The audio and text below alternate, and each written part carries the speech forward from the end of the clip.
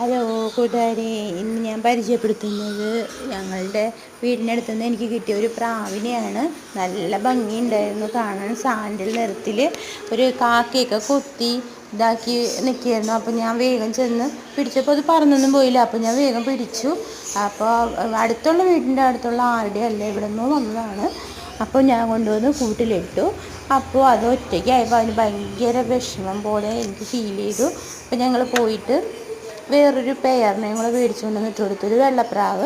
പക്ഷെ അതിനെപ്പോലെ തന്നെ കിട്ടിയില്ല. അപ്പോൾ അതിനൊരു കൂട്ടായിക്കോട്ടെ എന്ന് വിചാരിച്ചിട്ട് ഒരു പെയറിനെയും കൂടെ മേടിച്ചുകൊണ്ട് ഇട്ട് കൊടുത്തു.